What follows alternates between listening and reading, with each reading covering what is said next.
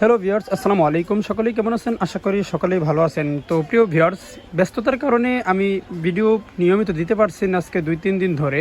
তো প্রিয় ভিউয়ার্স, আশা করি সকলেই ভালো আছেন। আমিও আল্লাহর রহমতে এবং আপনাদের দোয়ায় ভালো আছি আলহামদুলিল্লাহ।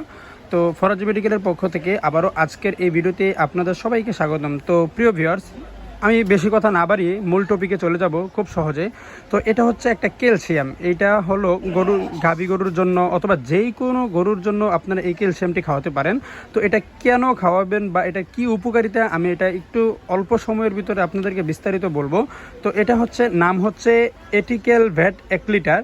তো এটা তৈরি করেছেন একমি ফার্মাসিউটিক্যাল লিমিটেড। তো এটা কি কাজ করে আমি একটু যদি বলি আপনাদেরকে, যে দুগ্ধজাত গাভী, বিশেষ করে আপনারা যারা যেই আপনাদের গরুকে মানে দুধ উৎপাদন করেন, তো এই গরুকে কিভাবে এটা আপনারা খাওয়াবেন বা এটা কেন খাওয়াবেন।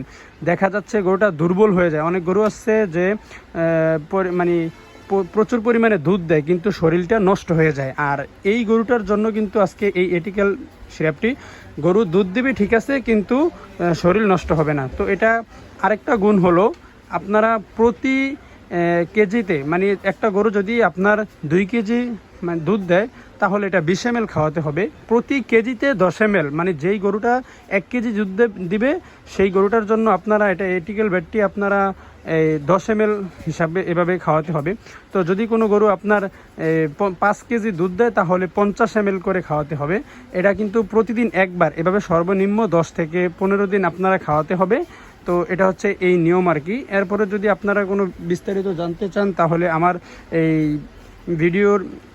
ভিডিওর স্ক্রিনে আমার হোয়াটসঅ্যাপ নাম্বার দেওয়া থাকবে, সেখানে আপনারা প্রশ্ন করতে পারেন। আমি চেষ্টা করব সঠিক তথ্য ও পরামর্শগুলো দেওয়ার জন্য, এবং আপনারা ভিডিওর কমেন্ট বক্সেও কমেন্ট করতে পারেন। আর প্রিয় ভিউয়ার্স, আমার এই চ্যানেলটি কিন্তু একদমই নতুন। যারা এখনও চ্যানেলটিকে সাবস্ক্রাইব করেননি, নতুন আপডেট ভিডিওগুলো পেতে চ্যানেলটিকে সাবস্ক্রাইব করে দিবেন।